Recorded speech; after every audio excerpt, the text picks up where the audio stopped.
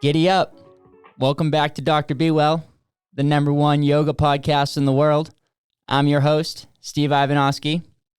On today's episode of DBW, we welcome Dani Mulligan, a certified yoga and fitness professional with over 10 years of experience. Dani is passionate about helping individuals find inner peace and balance through the practice of yoga. Dani currently teaches at Blaze in Portsmouth, the Yoga Parlor in Hampton, and with the service organization Yoga in Action. Through this work, Dani is able to help people with illnesses such as PTSD and cancer. In her sessions, Dani focuses on combining traditional yoga techniques with modern science to provide a holistic approach to wellness. She believes that yoga can benefit people of all ages and abilities and tailors her classes to meet the needs of her clients. We're excited to have Dani join us on Dr. BeeWell today to share her experience and insights on the transformative power of yoga and being well. Welcome, Dani. Wow, what an intro. Thank you, Steven. Thank you for having me. Yeah, giddy up. I'm super excited to have you on the show today, and excited to hear about your yoga journey.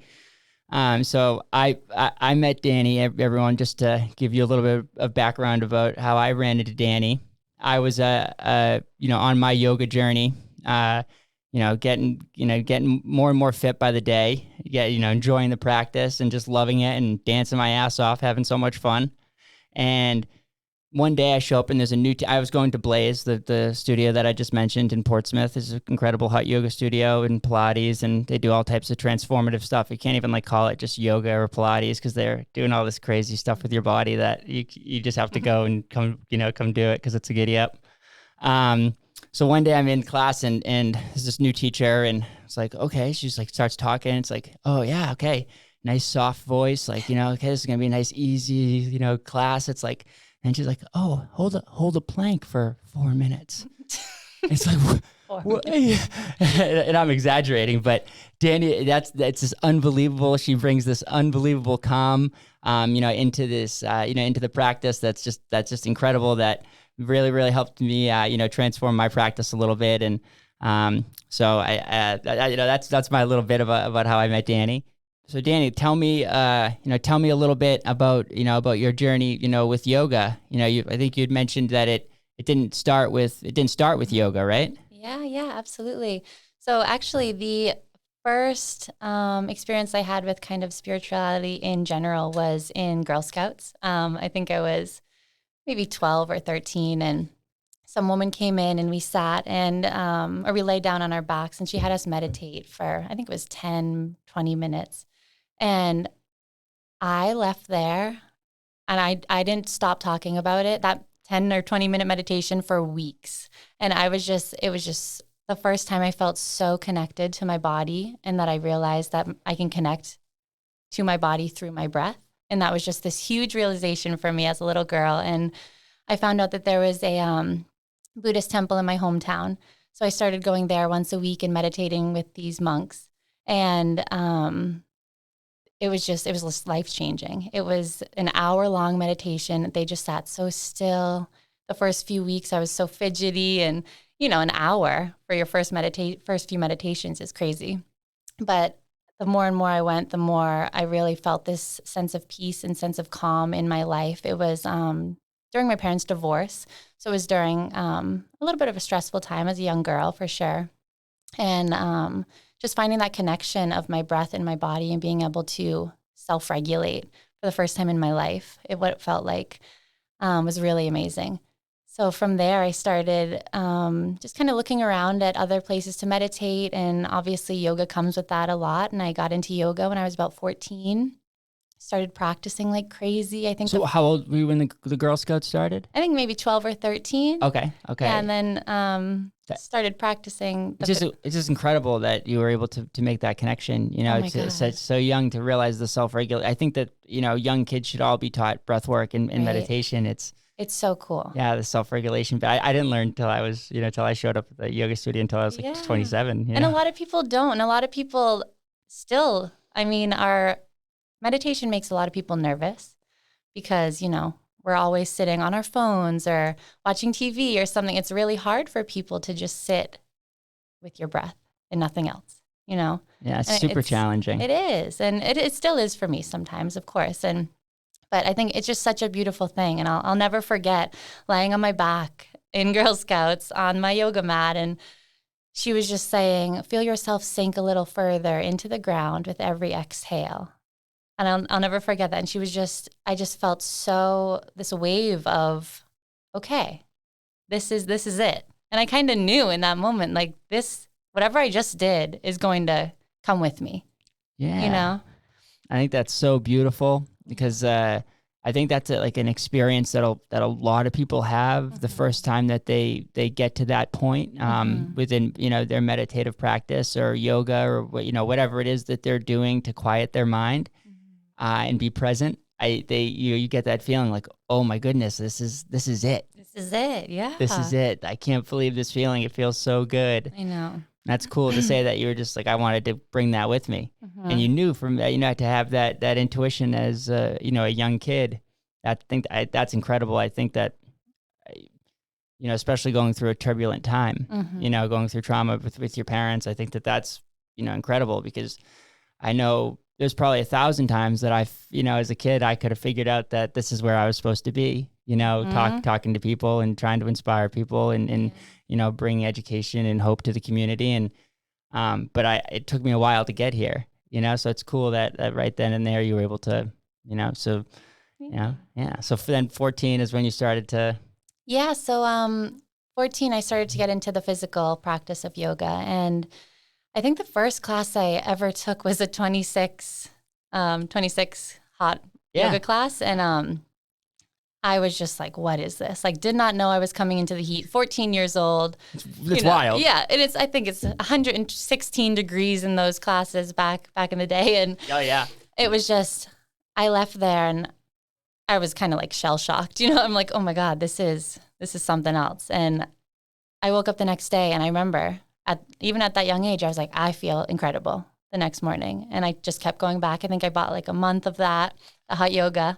And I was just hooked ever since then. It's so it started with hot yoga for you. That's pretty cool because the hot yoga is it's different. It's different. And the first time you went, did you did you just like after the class? Did you feel great, or did it take till the next day for you to feel great? Because you were kind of like you didn't expect it, really. I mean, for anyone like going into 116 degree and then doing a 20, it's 26 postures +2, and you're doing each posture. It's an hour and a half class. You're doing each posture twice for 45 seconds ish. So like it's and these are intense postures. Oh, yeah. It's wild. When I was a 27-year-old man, I showed up the first time. I was halfway through, I was running out of the room so I could throw up. Yeah. Right. And I think a lot of people have a similar experience, or they think they're going to have that type of experience the first time they step into a hot room. And I honestly don't remember. I remember sitting on my mat a lot. I remember skipping a lot of postures, but I walked out and I was like, all right. You'd already learned how to do the meditation bit. You'd already learned how to self-regulate yourself a little bit when you were stressed. Yes, absolutely. So that I brought in right away. And I thought that was really cool. I feel like a lot of my friends who are yoga instructors started with yoga and then kind of got into meditation. I didn't really realize that growing up. So yeah, I think it was pretty cool that I think that. I think that's so cool because it always starts that way, for most people, because it's like we're body people first, I think a lot. And then, we have to physically do things. And then once we physically get into them and then we realize like, oh my gosh, this is actually so good for my mind too. Like most people, when they go to the gym, they focus on like the way that they look or the way that they're, the way that they're feeling, like their stomach and their energy level. But they're, when they actually think about it, they're like, everyone always says, oh my God, that was the happiest time of my life when I was being healthy. That was so happy. I was this. It's like, well, yeah, it's because it's good for your brain too. Right. I know. And I think once people realize, okay, what I'm doing on my yoga mat, I can do that and still stay still. And that's kind of what scares people, because yoga is a moving meditation, so being able to just sit on your mat and apply everything you learned in yoga to stillness, that's pretty big, I think. Yeah, it's so super huge. And I think, a lot of people who, are in this, the spiritual arts, they talk about, frequency and vibration and, but being still, a lot of people say that, like being still and being perfectly still is, one of the best things that we can do for, for our mind. Especially nowadays, I feel. It is. I mean, how many times, do we just go to grab our phone for no reason and do anything and just look at it for, pop up Instagram or whatever. It's like you close the app, take out your phone, open the app. Like what? Right. And we're all guilty of it, right? Of course. And just like teaching the brain how to, how to do that. So, okay. So now you're a young girl and so you're starting to get better. Are you starting to get better at it? Are you starting to learn about other types of yoga? Yeah, so kind of veered off of hot yoga for a few years. Went to a few studios around town throughout high school. Right when I got into college, I started kind of thinking, being a yoga teacher sounds like the dream job, and I was doing so much of it, and I have a pretty strong practice, and so I started looking into it, and I completely lucked out that I was going to Keene State at the time, and right downtown Keene, there was a studio that was doing a 200-hour teacher training, and it was almost perfectly designed for college students, even though I was the only student in the training. It was every first weekend of the month over the course of 8 months. So it wasn't too much on top of my workload. I got it done over 8 months. It was nice and slow and spread out, and I got certified in 2014, been teaching ever since. And when did you graduate college? 2015. Okay, so you did this like your junior year. You were saying giddy. That's so cool. Like I love that you had that that confidence within yourself to go do that. Because I don't think a junior Steve he probably wouldn't have done that. He probably wouldn't have taken the time to commit that to himself. And I think it would have been really cool if I did. Yeah, absolutely. There's never been a doubt in my mind since the second I signed up to do this training that it's what I was meant to do. Jacob, are we loud enough? We just had to make sure she has the softest, Before I started teaching, actually, I was made fun of for my voice a lot in high school, just because it's disarming. People, it comes off, and people are like, "Oh, you don't really look like that's what you're going to sound like," And right. I mean, because I'm 5'7", I'm not like a small, tiny human. Yep. But yeah, people are always like, "Oh, I didn't know that was what you were going to sound like." And when I was bartending full time, this is not a good voice for a bartender. It's a great voice for a yoga teacher. But when I'm saying last call at 1 a.m., no one's listening to me. Yeah. Last call, no one's everybody. listening to me. I love it. Yeah. Yeah, it's it was definitely powerful for me because I came in and like you said, that connection to be stillness and have it be more of a moving meditation. I think your practice helped me when your teaching helped my practice with that because I saw it and I said, okay, she's doing these really hard poses. And like, I know it's obviously probably a little bit easier for her than me because she's in better shape. She's been doing this for, a little bit longer and obviously a lot longer now. And now that I know, but she has such stillness and it's, that the breath and she's that, you're still able to talk in that unbelievable, calm, disarming voice. So I was like, okay, this tells me something that I need to focus a little bit more on that, on my breath or, on that connection of being calm. And it does. So that's cool. Oh, good. I'm glad I can do that kind of subconsciously. Yeah. Well, yeah. And like, that's cool. Let's talk a little bit about that. Let's talk about, some of the stuff that, I know, so now you're you just graduated, you're getting more into the scene, you're doing different things, but you're always teaching yoga or always doing yoga at least. Yeah, absolutely. Okay. Yeah. I think the last few years I've definitely taught way more than I've been able to take. Was teaching a lot during the pandemic and stuff, but yeah, still taking as much as I can for sure. Yeah, because you have to do both, right? Even as a teacher, yeah. you have to. You'll lose. I'm not a yoga teacher. I just do the practice. I'd like to do the teaching at some point, but yeah, you have to do both, right? Because you got to fill the. You can only give and then take, right? Oh, yeah, absolutely. You got to fill the well back up. Yeah, and this is definitely one of my lines of work that it doesn't drain me really. Unless I'm teaching maybe like 12 or 15 classes a week, that can be a little draining, but normally teaching, no, it doesn't drain me. But people will ask me all the time do you kind of get the same benefits when you teach as you do when you take? And absolutely not. It's completely different for me. They're both amazing and I get great benefits from both, but it's too different for sure. Vastly different. Yeah, absolutely. I mean, I think I can turn my brain off more when I'm teaching, which is crazy. I'm kind of more up in my head when I'm taking a class, but when I'm teaching, it is the most present I can be. Well, I think that makes sense though. And that's like what you say, it's meditation in itself. Mm-hmm. And because you're so present and you're able to do that, you're so focused on, you have to be so focused on that. I think that's how I would be too.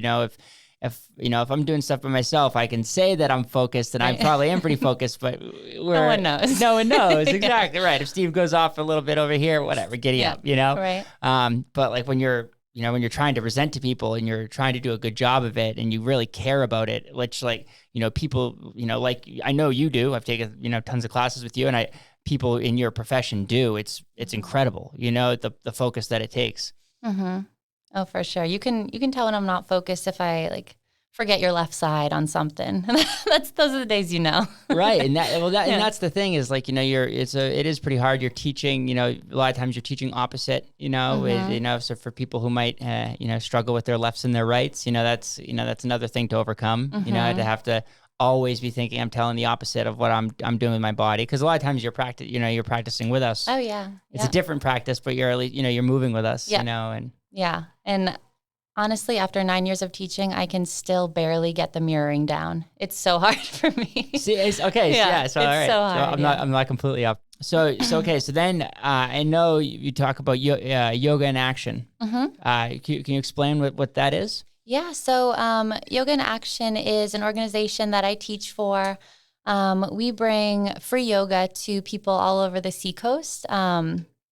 People that it might not be accessible to normally. I mean, it is a privilege to be able to go sign up for a month of yoga at a studio in the Seacoast. Very grateful for that. But it's free yoga for everybody. We teach yoga for cancer, yoga for diverse abilities. I do yoga for recovery. A little bit of everything. Yeah, I think that's really beautiful because the yoga, it is a privilege. Mm-hmm. And I think about that a lot. Mm-hmm. A lot of this stuff is a privilege. And, this show, which is about helping individuals, the community, and society as a whole be well. Hopefully we can find a way to provide, more access for that. I think we will, I think we will just by creating the relationships and educating people about it. That's the first step. But I said even more so boots in the ground where we can get people, yoga scholarship or, health and fitness scholarships or, scholarships they want to, they're interested in cannabis. So they want to, we can bring them on and, teach them, just different stuff that they wouldn't have the opportunity to do otherwise. Yeah, absolutely. I think that's so because access is something that not everyone has. And, what would you say the average cost of a membership is for, a yoga studio in the Seacoast? Oh my God. I mean, drop-ins can be anywhere from $20 to $40 per class. Yeah. The drop-in model is not the way to go. Yeah. But yeah, I mean, a month of yoga, I would say is about $150 average around here. Yeah, and not to take away from the yoga studios, that they deserve that. That absolutely. Is they're running unbelievable businesses and they're providing unbelievable, giving you access to people like Dani and all these other teachers that are teaching you, stuff that's yoga and beyond yoga, so that it's worth it. It's a fair price, and they're taking care of the teachers. And exactly, which is great because that used to be a thing, right? That was not the yoga teachers used to get like $10 per class, and it was just like, here you go. Yep. Yeah, so it's getting better? Absolutely. Oh okay. My God, absolutely. I think, especially after the pandemic, I think people really realized that how important taking care of your body is. What was I saying? You were saying how the yoga is so good for the body. Oh, yes. I think that people realized how big yoga and fitness are during the pandemic because you were stuck in your house and people are trying to do their online workouts, and it's hard, honestly. And even trying to teach or take an online yoga class it's really difficult for me. If I'm taking an online yoga class, I'm rolling around on the floor doing whatever I want, So coming to the studio, being with the instructors, getting that sense of community, especially at the studios that I teach at, I mean, that's huge. And the owners know that.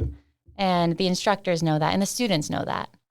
And yeah, when I first moved to Portsmouth area, I was so excited to start teaching. I grew up thinking Portsmouth was like the coolest place in the world, and I love it still. Yeah. But it is a pretty cool place. It is. It's so great. And I just wanted to teach so bad that I started teaching free classes for a business that's no longer open. But I was teaching free classes, and, I had already had a good amount of experience under my belt. And I have no issue teaching free classes once in a while. But, like, this is my work. This is, like I said, my dream job. Yeah. And, I put a lot into it. And all yoga teachers do. So the fact that people are really realizing that and studio owners are taking care of their instructors is huge. Yeah. So you were teaching free classes, not at like some place like Yoga in Action. You were teaching free classes because somebody was just abusing you a little bit. A little bit. Yeah. Okay. Yeah. Yeah. So that I'm so glad to see that the industry is making those strides, because what that means, ladies and gentlemen, is that it's more access for us to get healthier as a community, because we're going to be talking about this because, Steve goes to yoga and he likes it because he feels so good in his body. He can't shut up about it that he starts a podcast, and start. That's right. And that's one of the tenets is health. And yoga is, one of my, yoga, for me, yoga is really cool because yoga, brought me to, other forms of, and that's what the studio did, for me as well. It introduced me to different forms of weightlifting and, all these different exercise, forms that I can do that now I don't do as much yoga as I used to, but I have all these other, tools in my toolkit that I have access to because of it. It's incredible. Exactly. And that's the thing. It's you put more in your toolbox. Every time you take a class, you're getting one more little thing to put in your toolbox, and that you take that with you into the real world. Yeah. It's huge. Yeah. Yeah, it is huge. Like, give the listeners like an example of something in your life where, like, you've been stressed out, or and then you've used a practice of yoga or breath meditation to be able to get through it. Maybe I know we were talking about you're going through some stressful stuff right now with getting a house, getting some beautiful land, which we're going to do some Dr. BeeWell retreats on. Oh yeah, all right, yep. Head up to South Berwick. Giddy up, baby. Yeah. Yeah, honestly, the connection to breath is probably the biggest part of it for me. And you'll see that in my classes. I mean, every movement is connected to either an inhale or an exhale. Everything is connected. And so, yeah, I struggle with anxiety and depression, and nothing gets me through an anxiety attack or a panic attack more than sitting down and having my hand right on my chest and feeling my heart. Sometimes I'll even look at my watch, and if I can watch my heart rate go down, I can just take these slow, deep breaths, watching my heart rate go down. And, I tell my students all the time, you're in control of your breath, and you come back to it, and you just got to keep doing that. You're in control. And you'll hear me in the middle of class. I'll say, all right, everyone go into child's pose, because I'll see everyone kind of like huffing and puffing. I'll say, come back, like take control back over your body, because we do have the control, and that's the biggest thing for me. Yeah, I think the control, that is how our brain and our mind, our consciousness and our body are two separate things, and they're not able to communicate. It doesn't communicate by words. Right. You can't tell it what to do, and you can put stuff up there to have manifestation, sure, and that that's in existence, but it's really the breath. That's how they talk to each other. That's how we can show any control, is how you can get through any situation if you teach yourself how to breathe. And like I said, I only know this as well because you have to go through it. I've seen my heart rate go down on my watch. Yeah. It's incredible how powerful we actually are. Mm-hmm. No, so because I just know, like, how you said with how you pair, and now I haven't taken a class with you in quite some time. I know you're always in the front row. I miss you up there. Yeah, exactly right. And just so I could see my body and I could see how everything was moving, and it's like that was incredible for me. The mirrors was a big step in, for me, because I'd only done, I was just doing like vinyasa, yoga before. I was doing some Kundalini yoga before. Have you ever done? Cool, yeah. Yeah, Kundalini is amazing. Mm-hmm. I love mantra-based yoga. Oh, so cool. I think that's again, I think the focus, it brings you in, even more so because you can't be thinking about something else because you have to be singing now too. Right. So you're chanting. Oh, I love that. Yeah. That's what like really taught me. Like the reason I got into yoga was because I wanted to go out and dance. I was at the, for whatever reason, I was like, I want to dance. I was at a comfortable spot in my relationship with my partner. She was an introvert. I'm extroverted. So I just want to go out and have fun. I don't drink or anything, so I just wanted to go out and express myself. And when I would first go to do it, I would try to dance and I feel like I was going to throw up. And, sometimes I would throw up. And I was like, wow, this is wild, but I was like committed to it. I wanted to do it. So I was out there, in the basement of the Thirsty Moose, doing my thing. That's not what I expected you to say for where you were going. Okay. Well, right. I had to find anywhere, right? Yeah. And we'll get into the stuff you were saying about the pandemic too, about that being an avenue for people in community.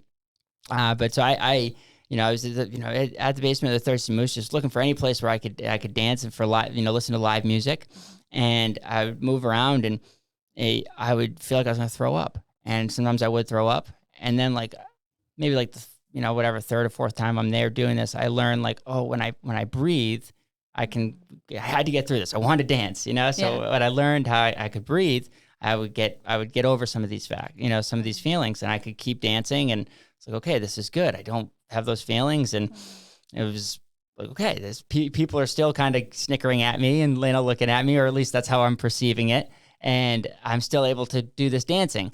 And then it starts to spitball, and I get it gets better. I go home, I tell my partner that night, I'm like, hey, this great this great thing happened. I was able to keep dancing, and she's like, well, yeah, dummy. It's called yoga. I've been telling you to go for 5 years. So then the next day I went and I signed up and I started to go to yoga and learn all about breath work. And immediately I was exposed to Kundalini, which, mantra based. And that just lit my world on fire. So cool. Yeah. It made me, like you said, that connection that you said when I sat there and I said, whoa, this is it. Like I said, this is it. Absolutely. I can access, I can make myself feel so comfortable. I was so sick, at that time I wasn't so sick. Before I was, very sick, depressed and sad and anxious. And then, at that time I was, healing, but I was looking for more tools to heal even more. And when I found that one, I was like, this is a real giddy up, and more people need to do this, and more people need to learn about this. Absolutely. Oh, that's so cool. I love that. Yeah. I don't know too much about Kundalini. I've taken a few classes, but I know that the breath is huge in Kundalini. Yeah. It's so powerful. It's so powerful. Yeah. It's like, you do this type of breath. It's called, the breath of fire. And, you're actually you're actively trying to put push your stomach, back into your spine. And the way you're actually not, you're just forcefully exhaling, way better than a cup of coffee. Do that for a minute and then breathe in. I actually, on the show, I was thinking about today, because one thing I want to start doing is I want to start doing a Kundalini voice exercise with everybody when we start the show to calm everybody down. Yeah. Really to calm Steve down. Yeah. Because it makes me feel so good, and it actually changes the way your voice sounds too, and it makes the harmonics sound way better. So I'm gonna and I think it's gonna be funny when I get all types of different people in here, and I'm like, yo, start doing some chants with me. Yeah, right. They're like, nah. Yeah, right, nah, no thanks. Yeah. That's the thing is the people they didn't want to dance with me at first, right? I'm not gonna dance with Steve. Look at that loser, look at that guy, Oh. But no, it's not their fault. It's how we're all conditioned, So everyone just thinks that, and they the outgoing person, whatever. Especially with dance and movement, but it's only because everybody wants to move. Everybody wants to dance like that. Everybody wants to, feel good, because it does feel so good to move. Oh, I love to dance. Yeah. I'll go with you. I'll go dancing with you. Well, you should, because it's a spectacle. It's funny. People will, they'll come and they'll look at me and they'll say, okay, we can go to a place where no one has to be dancing. It started at the Thirsty Moose, and then I said, okay, I got to dance everywhere. And I love that. Yeah. When the pandemic happened, it was, it was shitty, because dancing, was harder to do. And it was like, okay. So then the yoga studio, became a place where, we would do, I'm not sure if you were there yet. I'm not sure if you were teaching there yet, but we had this thing called Friday Night Beats. Oh, that's the class I took over. Yeah. Okay. Yeah, so Nell used to teach that. That was so much fun. And when she left, that's the time slot that I teach for now. So Dani ruined Friday Night Beats. I did. I know. Yeah, I'm just teasing because okay. So that's then me. I'm showing up for my regular Friday Night Beats, which is a class where this amazing teacher Nell, she would put this playlist, and we would do yoga and we would dance, and like during the pandemic, man, this is all I had. I was dancing around with my friends in the yoga studio. Nothing like it. Literally, there's nothing like it. That's the best. That's all I want to be doing. Honestly, Blaze is like a rave. Yeah. Like we got the disco ball, we got the lights going, we got the music turned all the way up. It's just such a fun time. Yeah, exactly. Well, that's what's great about it, is it's such a fun time, and you have that high energy, giddy up, get it going, it can be a rave, but then, then you can take a class, with, with somebody else, and it's, Sarah, not Sarah Curry, Sarah Janeri. Sarah Janeri. I know Sarah Janeri. Come on, don't jump on me. I was gonna get a little giddy up there. Sarah Janeri is, and then you're like, oh, and then you're back to that calm, traditional yoga. So there's all this. It is a great studio that way for sure. I love it. Yeah, I have to hit up the Currys and say, hey, giddy up, baby, sponsorship, time to go. Ads. We're gonna be getting a lot of local businesses to come on the show and to start sponsoring them for ads and start doing that. So it's gonna be a lot of fun. Absolutely. Yeah, giddy up. Okay, so I think that some people, from what I see on Instagram at least, there are some people who like attack yoga. Like I said, yoga brought me to other weightlifting and other things, and I think you need all different types of stuff. And do let me ask you that. Do you just do yoga? Oh no. Okay, yeah. Right. So what else do you teach? Or take? For teaching, I just teach yoga and then Pilates HIIT classes. But I take weights class, spin classes, I run, I surf. You need to do it all. If you want to wake up your body and see results, honestly, and feel good, you gotta spice it up. Yeah, be a fully optimized human. Yeah. You gotta spice it up. Yeah.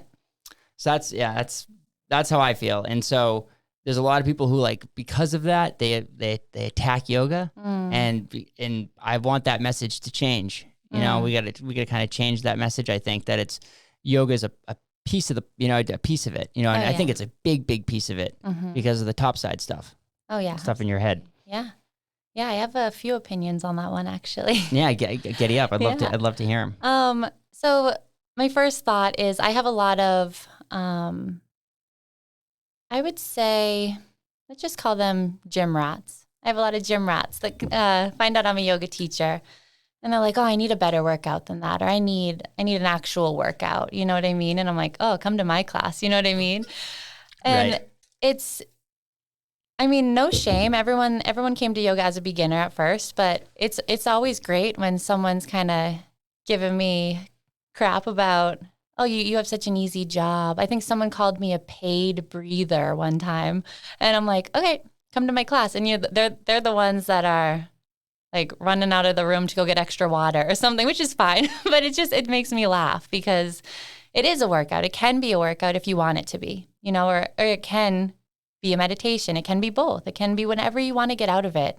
You can find any type of class around here. And like you said, Steve, I think it's huge to really have variety in your workouts. Because if you're lifting every single day or even 5 or 6 days a week, you need something else. You need some mobility work. You need some yoga. You need some stretching, anything. Yeah, the mobility and the stretching, the stretching is almost like stretching is a part of yoga, and I feel like stretching gets such a bad rep now too. Because people are like, oh, it's not, everything goes back after you stretch. It's like, well, yeah, sure. You need to prime the body, and you need to, let the body know where it's going. And like, and you want to know what the other thing is? If it feels good. Right. Yes. If it feels good and it allows you to be present, then it's working. Seriously. Yeah. Like, you don't need to be sore every single workout you do to have results and to feel good and to get something out of it. You'll leave my class pretty sore anyways, but as was said, I don't think I, after Friday Night Beats, turned into Dani, quietly making Steve work very hard. I don't think I woke up very, very, very many Saturdays, not sore. Oh, it's so funny. People are like, I heard your voice when I came in and I really thought you were going to be a nice girl. And then I took your class and, they're all like stumbling out of there. Right. It's a workout. It's a cardio yoga class, basically. Yeah. Yeah. And it's actually super exciting. So I'm going to be taking a class next week with Dani. We have a guest coming on, Mike Rosa, who's phenomenal human being. Mike is so good. He's a national yoga champion, and he's so good at yoga that they did a Netflix special on him, and a Netflix episode on him. So we're gonna have Mike on, and Mike and I are actually gonna take a class with Dani beforehand. So that's going to be really cool to get back in the hot room with Dani and get jacked up by her. That's going to be really cool. Can't wait. Yeah, it's going to be a giddy up. Like with your depression, you said that you've gone through some of that stuff and anxiety and stuff like that. Can you tell the listeners what some of the techniques that with meditation, what might be a good place to get started? Or we've talked a lot about yoga, but what about tips for meditation? Yeah, absolutely. I think I would probably say meditation helps me most with my anxiety, for sure. So in terms of that, like I was saying earlier, meditation can be pretty intimidating to someone who's never really tried it, or maybe tried it and not had such a great experience. We can get a little bit more into it in a little bit, but some of my students that have PTSD, it's really hard for them to sit still and maybe close their eyes, maybe just soften their eyes. It's tough to just sit there with your thoughts or with your breath, and it can be really intimidating to people. And it doesn't need to be an hour the way that I started. It can be a minute in the morning. Before I even get out of bed, I do a 5-minute meditation every single morning. When I want to press snooze, I roll over, hit play on my phone, and I lay there with the light on so I won't fall back asleep. I just do 5 minutes. And it's just a nice way to connect to yourself. Instead of rolling over, picking up your phone, that's instant anxiety from the outside world. That's outside coming into your brain the second you open your eyes, 5 minutes to just connect with your breath, 2 minutes, whatever you got, whatever is less intimidating to you, that's where you start. And you can build up because you're going to love it. You can start to build up over time, and you can do it as many times a day as you want. You know what I mean? What do you do? So your alarm goes off, and then you wake up and you turn your light on. And then when you meditate, you say, what does that mean? So if I'm meditating on my own without listening to a guided meditation or anything, I usually have one hand on my heart, one hand on my belly, because it just helps me connect. You can feel your heartbeat in one hand, you can feel your breath in the other hand.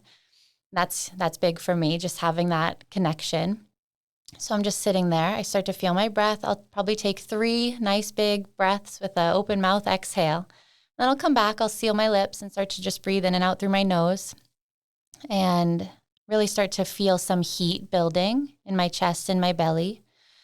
And I still use the most simple mantra that the monks taught me almost, 15 years ago. And it's just breathe in, I know. Breathe out, I know. Relax. Breathe in, I know.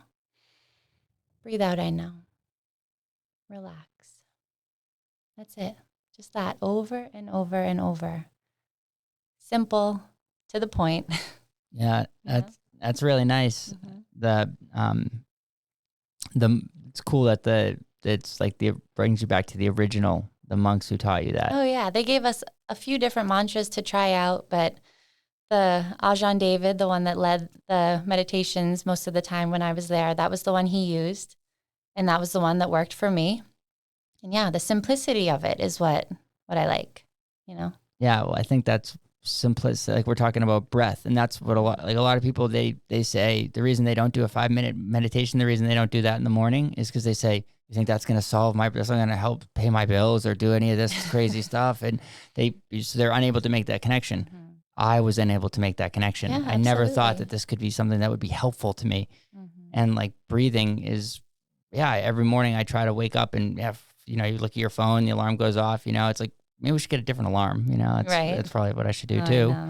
But whatever, it's so easy. So you use your phone. And so it's like breathing. And for me, I find that, breathing, I like to hold my breath a little bit. I like to breathe in and I like to hold my breath and feel the breath in my body and feel where it's at. And then sometimes I like to take in a little bit more breath and to see where that will go and see what that will do to my body. And like just focusing on this stuff brings me so into the present. And I don't start every day like this, but I think that after this conversation, I'm gonna try, and I'm gonna next time you come back on the show, I'll report back on how I'm doing with it. Yeah, start with a minute, And what you said about holding at the top, I mean, I think that's great because humans are such shallow breathers. We only use a third of our lungs on a day-to-day basis. So a lot of the times in a class, you'll hear me say, inhale and hold it, and then stretch out your lungs, take in a little bit more, or sometimes I'll say like scoop to the bottom of your lungs and like get some of that gunk that's sitting down there. And I think that's so important because we breathe from our chest or from our throat. And that's why I tell so many people, if you put a hand on your belly and you're not feeling your belly move, you're taking really shallow sips of air. I say I have a 3-part breath. I always start a lot of my classes with. That's inhale, chest, ribs, belly, expand. Exhale, belly, ribs, chest, soften. And I just go through that. And I say it over and over, especially for my yoga and cancer students, just because for them that connection and that deep, slow breath is huge, Yeah, I think it's intimidating for some people who, like you said, of cancer, who you just say, hey, no, it just starts with the breath. Like that's really what yoga is all about. Oh yeah. I think that that is kind of what it is all about, right? Yoga, and it's about getting back. From my understanding, is the reason we do all these postures is to get to the point where the body is so comfortable that you can then just breathe and go into meditation afterwards. And that's the reason why they were originally doing it. Yeah. Okay. The postures are just for fun. Yeah. Right. Exactly. Yeah. The postures are just for fun, right? And make the body feel good and loosey-goosey before you're going to sit there and actually get into deep thought and being deeply present. Yeah, absolutely. Yeah. I think that it's amazing. So that's a practice that in the morning that you do every morning. Okay. I do it driving a lot. I'll listen to guided meditations while I drive because I've been in a few accidents, so I'm a pretty anxious driver. So yeah, that's usually a big help for me too. And you can find guided meditations anywhere. What's a good one for an example, if you have one off the top of your head? Not for driving, but Sarah Curry, the owner of Blaze, she has recorded a few yoga nidra meditations, which are my all-time favorite type of meditation ever. And this is something that I do either if I come home to take a nap in the middle of a stressful day or sometimes right before bed. You can do this flat on your back. And again, there are a lot of these guided nidra meditations out there.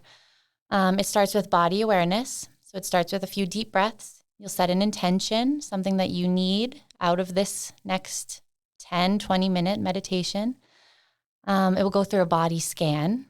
So it will usually start either the crown of your head or down at your feet and move its way up or down. And you'll kind of just feel every part of your body. And they'll go over every piece very slowly, every body part.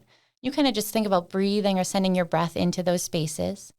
And then sometimes a nidra will kind of bring you on a journey, a little like visual journey, or they have a bunch of different kinds. Cool.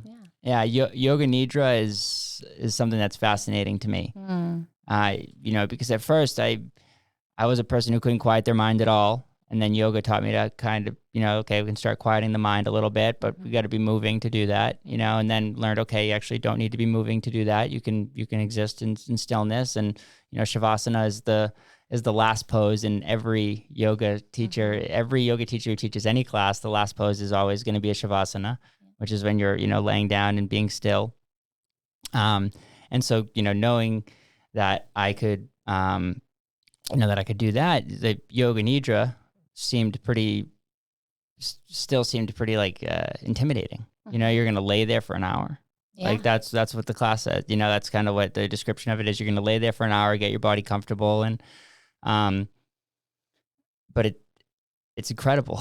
You can't even to the point where like it's so incredibly powerful for your breath. So I'm an active sauna person. Goes in the sauna. Normally I can go in the sauna for 30 minutes, 35 minutes, whatever, and that's my max. That's when my breath, it tells my oxygen levels have depleted and I need to get out there, and my body's telling me, okay, it's a little unsafe, which it's actually not, it's not unsafe yet. It's just when my body's reacting that way. After I do a yoga nidra class, I can double my time. Oh my God. Yeah. It's wild. It's wild. Just by focusing on my breath for 1 hour, it makes me think like, I wish I could do a yoga nidra class every morning. I would, You could, but you set your alarm 20 minutes earlier. Yeah. Well, you want to know that's actually what it is. I think with me is I always got to say, hey, I full commit, it has to be, I have to be doing an hour of class. It's like, you already said it. If I could set my alarm 5 minutes earlier, 20 minutes earlier, then I can do these practices, and anybody can do these practices. It's a little hard with a newborn, but you'll do what you can. I know you will. It is that he does make it, but he's so good, compared to, I think every baby is so good and amazing, but he lets us, he wakes us up every morning at 5, and sometimes at 2, sometimes at 12, whatever, but normally he's pretty good. But that's what I once he wakes me up, sometimes I try to get back to bed and try to just get that extra 15 minutes or whatever. I think that going forward, I'm probably going to start to throw in like this little 15-minute meditation. Oh yeah, I'll send you a bunch. Okay, cool. And I think, honestly, Nidra is a great way to start, even though it's a little bit longer than a typical meditation. I think the fact that it's guided is great for beginners because somebody's talking the whole time. You're not like traditional meditation. It doesn't need to be sitting up straight with your eyes closed in a dark room. You know what I mean? It can be whatever you want it to be. I do have my meditations on my back. Yeah. Sometimes if I am having an anxious day and I don't feel like closing my eyes, I'll put a little candle in front of me and I'll watch the flicker of the wick. You know what I mean? Or meditation can be whatever you want it to be. Just sit there and try to realize that you're breathing. That's all it is. Yeah, it will just make, and I know it sounds, like I said, it sounds so simple when we say it, and it sounds like, like people, would say, oh, that sounds stupid, and then because they say that, they can't even try. They can't even get into it. They can't even give it a full go. Right. But I'm saying, like, guys, just give it a full go. Just give yourself time to breathe. Right. Give yourself time to sit there and learn your breathing patterns. It's like when I started to learn that about the breath stuff, and I learned that it was affecting the way that I was, was going to throw up because of the dancing. I started to learn, like, man, I started watching all my peers and colleagues and stuff and friends, and it's like sometimes people will hold their breath for 2 minutes. Right. Sometimes I would hold my breath for 2 minutes. Oh yeah. And it's like, and then you just get one little baby shallow breath, and then you're back to doing that again, and it's like, wow. This show is making it's amazing because it's teaching me how to become even more hyper focused on my, because I'm like such an excited guy. I want everything, and like especially with someone like you, where you say something and it brings me right back to your class. Yeah. And I'm like, oh my God, that was amazing. I can't wait. I want to tell everyone, but like I gotta remember that it's not just me and you in the room. It's me and you and all of the listeners to Dr. BeeWell. And so I'm constantly working on my breath, and because of that, I've since we've been doing the show, recording for the last 2 months or so, I felt better. Wow. Yeah. When I do like days I do a show and I do a recording and I go home, I feel so much better. I have different access. I like to meditate on my foam roller. That's where I like to meditate. Yeah. So I go home and I'll get on my foam roller and I'll meditate there. And the meditations that I have, after doing a show are so much more effective because, or not necessarily more effective. Each day they are what they are, and what I need is what I need. Yep. But they're deeper, and I'm able to get I have way more access to my breath. Oh yeah, because I've been focusing on it all day. I love that. Yeah, that's so cool. Yeah, see, it can be anything, anytime, for any reason. Yeah. And little unintended giddy ups everywhere. I love this giddy up. Well, that's the mantra. I love it. That's the giddy up. Inhale giddy, exhale up, right? That's it. That's it. One of my favorite quotes about meditation is, if you don't have time to meditate, or if you don't think you can meditate for 10 minutes a day, meditate for 20. That's like, and that's my life. Cause I know, I'm always to go and gotta go. And, it was beautiful there, that I was able to find yoga, and that, I was led to yoga, and everybody who led me there, thank you. And, I appreciate you so much. And because it's like my journey, how good I feel in my body today is everything. It's literally, it's everything. I can't be a dad if I didn't, no chance. If I was feeling how I was feeling, 7-8 years ago, how I existed in my body, and how I know that like so many other people every day exist in their body. Like they, people are just so sick, and they feel, and they are so tense, and that's all it is. Like, it's all about tension, and yoga and strengthening your muscles and learning how to use your muscles the right way, and learning how to make that connection between your brain and your body, and learning how to use your breath so that you can calm that brain when you need it to. It's the giddy up. I love it. I love it. Oh yeah. There's so many people I know, and people that know I'm a fitness instructor that just don't move their bodies ever. Right. Sit at a desk all day. And then go home, sit on the couch. Right. It's crazy. Mm-hmm. And think about when you miss a few days of movement or a few days of yoga or anything, and think about how you feel, and some people just live their lives like that. And it's just, you could just make that change, just a little bit of movement, anything, Mm-hmm. And people like, that's like the show. That's one of like, when I'm describing the show to people and telling them about it, movement is what I say. Is like, 'cause I don't say like health or yoga, or it's like, it's focused on movement. Yeah. And that's literally what it is. We just need to move our bodies. Yeah. Anyway, go dance, go do whatever you want. Yeah, just dance, move. ski, get in the pool. I've been swimming a little bit recently. Nice. That's been great. Nice. Yeah, it's like you need to expose yourself to all these, in different types of movements. Like we've been running, throwing, jumping, and kicking for hundreds of thousands of years, millions of years. Like that's what human beings have been doing. Yeah. And like in this society, we need to keep doing that stuff, even though our jobs and the way that we live our lives, like I can't believe how sick I felt. Like you said, when I used to be the person who sat. Now, when I am a person actively, and I have those days, or we just had the kids, so like a few days where watching him, and not going to the gym for 4 or 5 days or whatever, and you feel it, and then I literally can't even fathom, because that's the thing about the brain. The brain is so good at survival. Oh yeah. That you just start to survive, so you can't, right now, I can't fathom that I would ever, I needed to get to the gym on that 6th day. I needed to get back to moving my body, or I was going to explode. But back then I was, on day, 2000 and I wasn't, I hadn't gone to the gym or hadn't moved. And that was okay, because my body was still surviving, survival mode. Yeah. Right. But it's the mental aspect of movement is bigger for me than anything, bigger than the physical.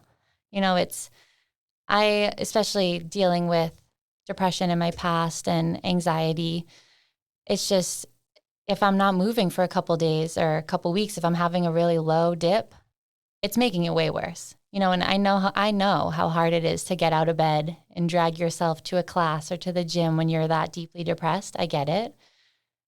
But it does more than anything for me, Yeah, more, and that's the thing, is it's in this society, because it's encouraged, we can, and sometimes it's good for this to be encouraged, but we can drag ourselves to the doctor's appointment. We can usually get to the doctor's appointment, and we can get to the pharmacy. We can get our refill at the pharmacy. We can get our, because we think that's because we're struggling so bad, we need something to help us with our depression or anxiety, and or PTSD. That's what we get to. We can get to. So if we could just switch those habits to saying, instead of thinking that way, let's think I just got to move my body a little bit today. I got to go for a walk.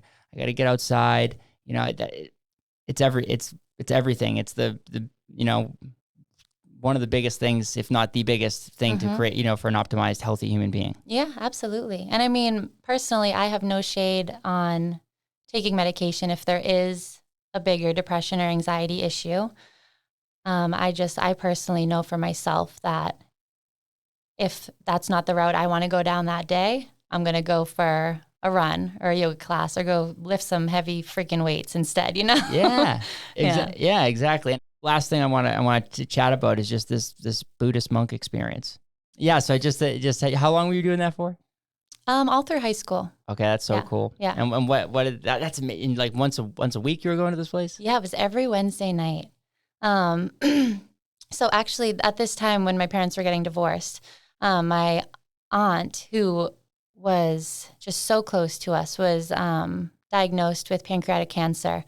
And she moved into our house, and she was diagnosed in September, and she died in January. It was very quick, very sudden.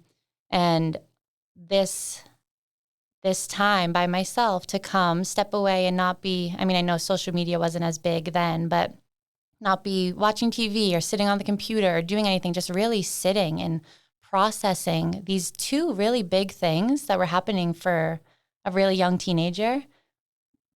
I think that is why I really clung on to this, and why I really realized I had enough of an open mind during this huge stage of vulnerability to realize, like, okay, this is what I need, and this is important, and this is right in front of me, and life is handing this to me right now. I need to take it on, Yeah, I do know, big time. I think that's so amazing for a young child to be able to have to be able to recognize that. And like everyone who's listening to this, like take that story. This person was struggling, with two monumental things: a sick loved one who who's end stage, and then parents who were splitting up. Probably the toughest thing that a kid can go through. And Wednesday nights with the Buddhist monks is what helped you get through it, and that they taught you how to breathe, how to control your breathing. Honestly, and the biggest thing that we talk about when leading a meditation is the monkey mind. Like, we're humans. So our mind, you can't really just shut off your thoughts. Like, we're human. This is how it works. This is how our brains work.